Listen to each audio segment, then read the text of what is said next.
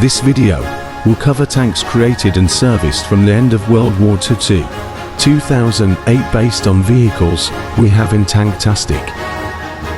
We will cover light tanks, medium tanks, heavy tanks, and finally main battle tanks. Any other vehicle class won't be included, however, they might be in a separate video. As much as I want to add the recent Griffin to light tank and Abrams XI, unfortunately cannot add them here, as they are not in game nor have been officially hinted at being added. Now let us get started on our lesson on American tanks.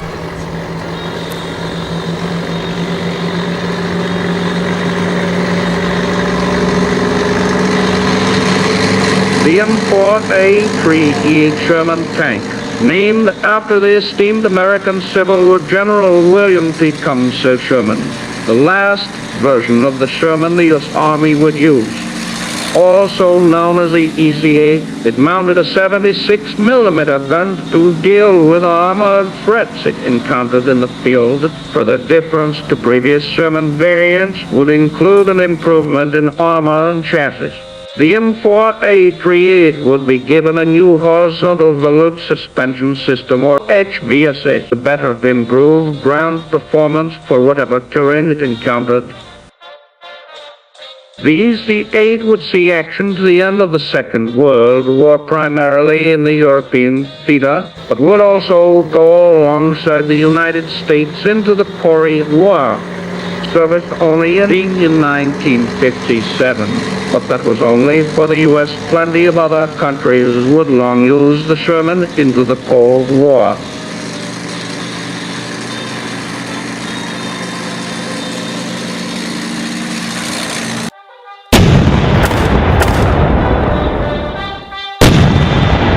Named after the World War I General John G. Pershing, the M26 Pershing would be an attempt by the United States to have a heavy tank that can deal with dangerous German big cats. The United States initially did not see much interest in heavy tanks despite Great Britain, Germany, and the Soviets fielding them as a result of logistical and transportation issues, as transporting such heavy vehicles across the Atlantic would be a burden and you can instead carry much more lighter medium tanks instead. It was only after the Allies encountered German Panthers more often that the need for a tank that can at least take a punch from the German 75mm while successfully neutralizing the Panthers' front armor was required. This would be the M26 Pershing, a far step away from the Sherman tank. The Pershing would mount a bigger 90mm gun. Its frontal armor would be 4.3 inches thick. Although initially groped as a heavy tank, it would later be reclassified as a medium tank as a result of changing criteria for heavy tanks increasing.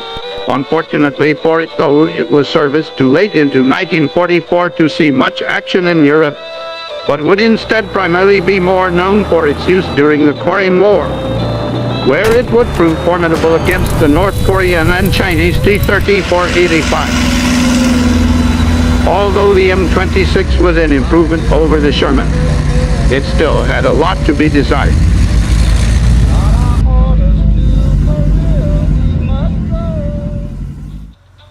Although the Americans had beat the Germans and Japanese, a new rival would appear once the Second World War ended. The Soviet Union, like the United States, gained massive influence on the world stage after the war. Both countries would be locked into a technological arms race. As stated previously, the Pershing was originally classed as a heavy, but with the Soviets gaining better anti-tank weapons, it would be reclassified as a medium tank. Over the years afterwards, the M26 Pershing would be replaced by the M46 Patton and then by the M47 Patton, but finally be replaced by the M48 Patton. The M48 Patton, named after General George Patton, who helped pave the American usage of tanks with countless victories over Germany, would be a major step away from preceding tank designs, featuring more thicker rounded and sloped armor, noticeably its dome front hull and dome turret, but also a small rotatable commander's turret with a .50 caliber included. Also notice the removal of the hull-mounted machine gun. This would help provide more space for the crew. In terms of firepower, the M48 Patton would be given a 90mm gun suitable to take out its Soviet counterpart in the East. Later in 1975, the M48 Patton would be further updated, notably receiving a more powerful 105mm gun on its M48A5 variant. Throughout the Cold War, the United States would bring the M48 along to wherever it needed to stomp out the possibility of communism in the Dominican Republic, to most infamously Vietnam. Alongside the Patton, the United States also needed a new light tank. The dated M24 Chaffee was not capable of dealing with Soviet armored threats, and even during the Korean War it had issues penetrating the T-34s it encountered.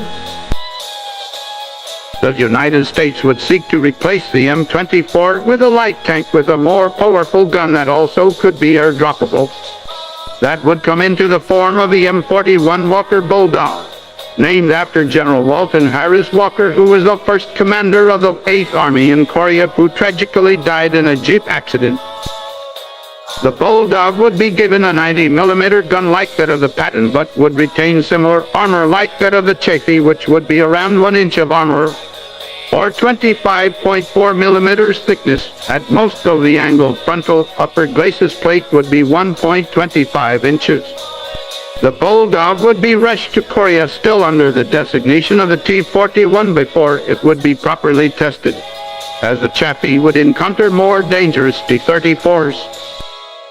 Famously, the M41 would see use in Vietnam by the US and South Vietnamese forces.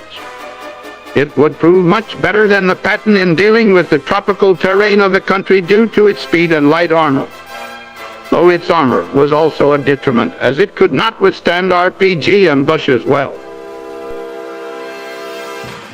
Immediately following the production of the Bulldog, the United States sought a replacement for it.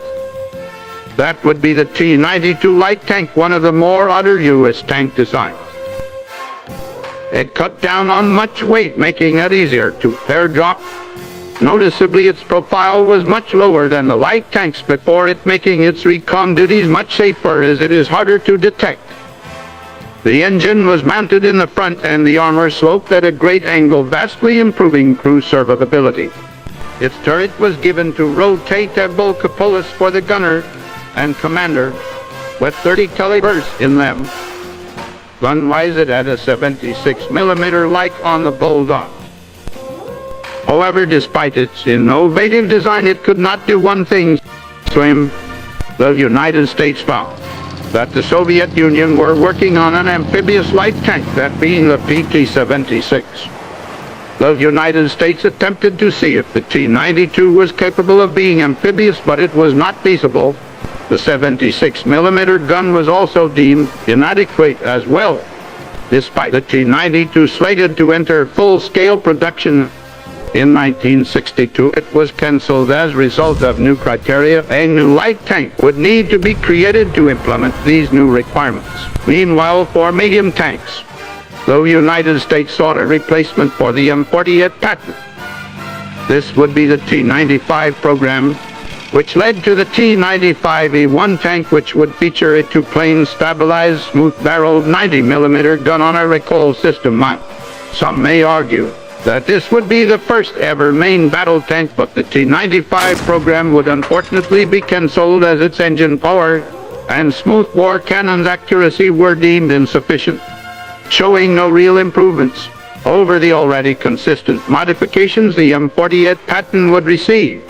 Although elements from the program would make their way to future US tank designs, namely the M60's turret design. Although the United States was not keen on producing and utilizing heavy tanks, the arrival of the IS-3 and IS-4 heavy tanks would force their hand into making a vehicle that would match these potential threats. With the standards for heavy tanks changing post-World War II, vehicles like the Pershing would be considered as medium tanks instead of heavy tanks. So the US Army needed a vehicle with thicker armor than anything they had produced before. They would also need it to mount a gun powerful enough to punch through the armor of newer Soviet heavy tanks with ease. All of this will formulate into the M103 heavy tank. It is armed with a devastating 120 mm gun and is armored at places by 5 inches and reaches up to 11 inches at most. Despite it being the only U.S. heavy tank to actually be serviced, it never saw action. Its service was rather boring at most, as most of its usage was to await for a potential Soviet attack from the Iron Curtain, which never came. Over the years, a 120 mm gun would be considered inaccurate. The tank would be quietly retired and phased out in 1972. With the cancellation of the T92 light tank, the United States would seek a replacement that would be the US's equivalent to the PT-76. Requirements for the new tank would be for it to be amphibious, be air transportable, and have enough firepower. All of these would mostly be met by the M551 Sheridan light tank. The M551 Sheridan gets its name from General Philip Henry Sheridan, an American Civil War Major General. The Sheridan would receive a 152 mm cannon that can fire conventional rounds meant to destroy fortifications and emplacements, to even anti-tank guided Shillelagh missiles. Disappointingly, although the Sheridan can float on water, it can only do so with a specially equipped fabric screen flotation device. With the Vietnam War ongoing, the Sheridan was pushed into service in 1969 to the jungles of Vietnam.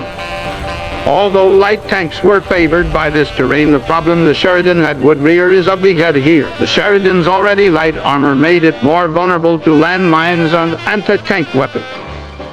What is even worse is that when it's been hit, in comparison to most tanks, the crew would most likely be killed as a result of the 152 mm ammo it fires cooking off.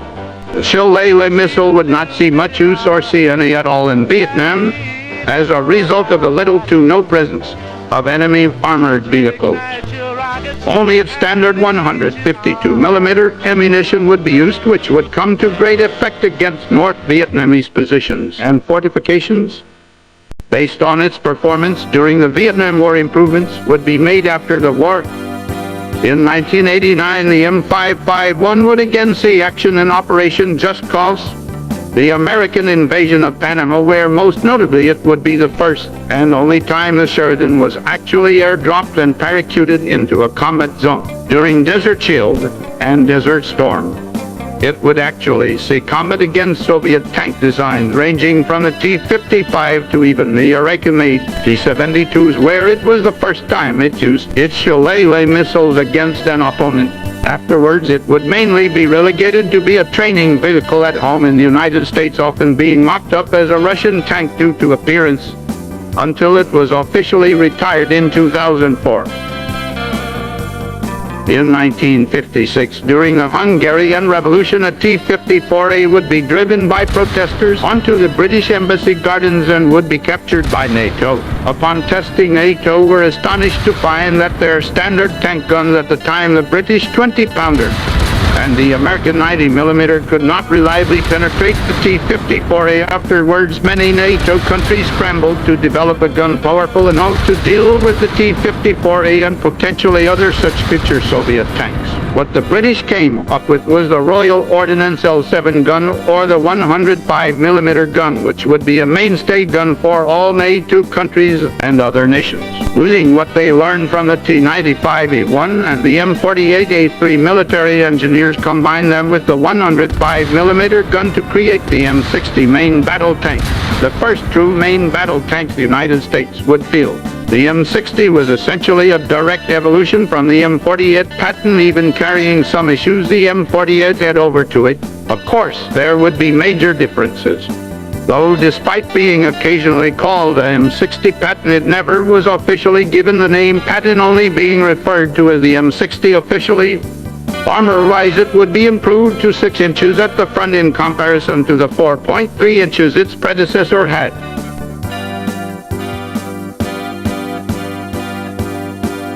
The M60 would never see action in Vietnam. It would only really see action for the U.S. in smaller conflicts like in Grenada and Beirut. The biggest foray for the M60 in U.S. service would be its use in the Gulf War. By the end of the Cold War, most US M60s would be put into storage. However, for other countries, the M60 would see major use for them, from the Yom Kippur War to even some conflicts today. With the past success of the M41 Walker Bull down in foreign markets, and the M551 Sheridan service life being up for question, private company Callops saw no opportunity to create their own light tank to sell to the United States or sell in foreign markets. The Stingray wasn't groundbreaking in technology. It was really borrowed from previous light tank designs. What it had over most light tanks of its time is that it equipped a 105mm cannon, which was sufficient in dealing with armored threats.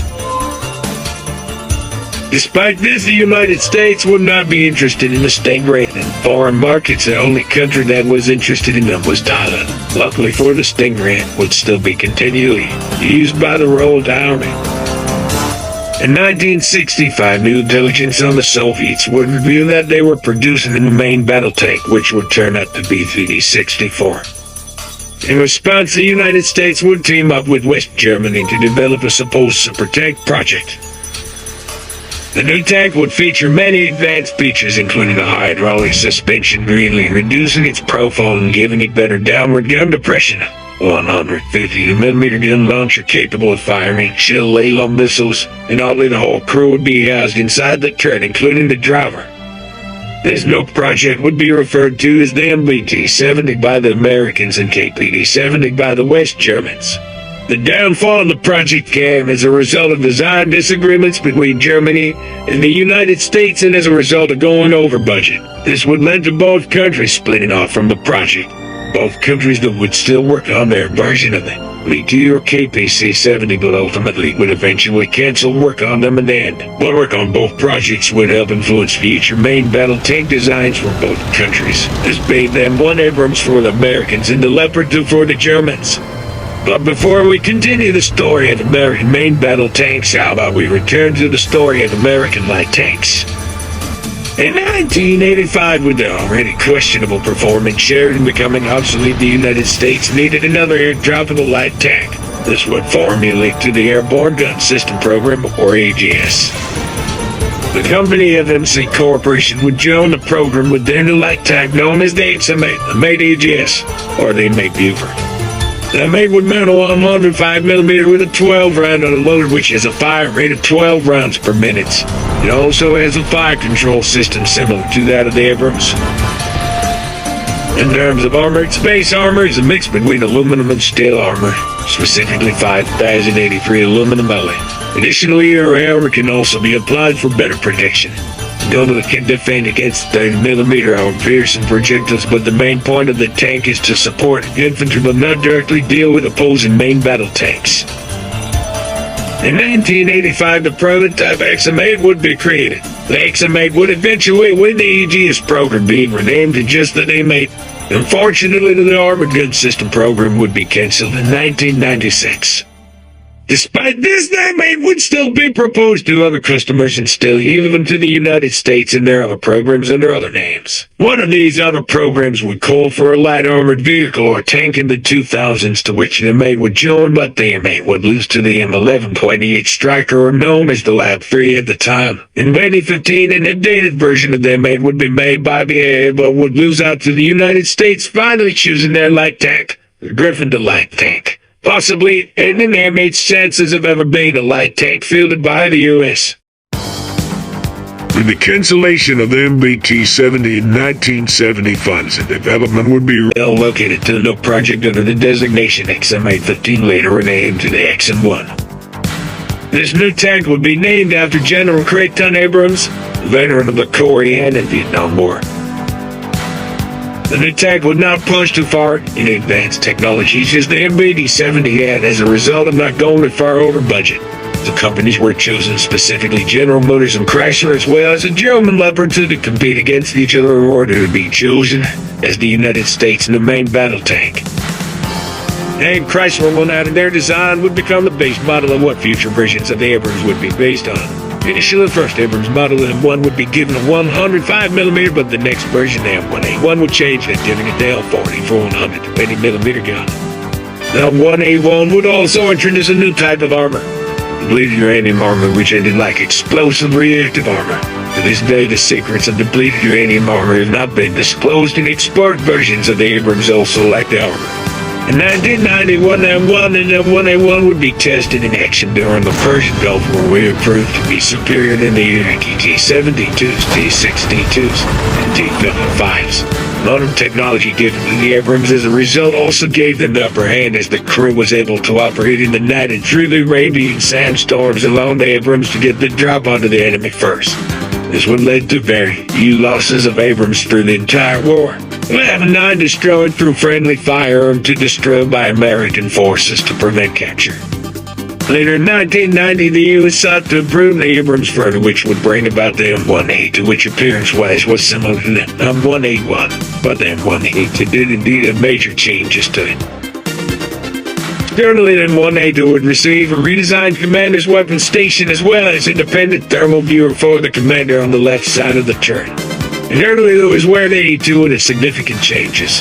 One major one would be the addition of the turbulent information system, which allowed important information to be exchanged between it and friendly elements automatically without straining the crew too much. The previously mentioned independent thermal sight allowed for the commander to view the eyesight through any weather and battlefield conditions. The gunner's primary sight has also been stabilized into axis for increased accuracy. The M1A2 would become the mainstream main battle tank for the United States as of current day, and supposedly will continue to do so even past 2050. This doesn't mean the M1A2 won't be further upgraded. The Abrams would be upgraded with several bridge systems enhancement package, which would increase armor protection even further for it. Not stopping there, the United States taking lessons from the 2003 invasion of our Confederate occupation of it. In which the United States would design the tanker with survival kit or tusk.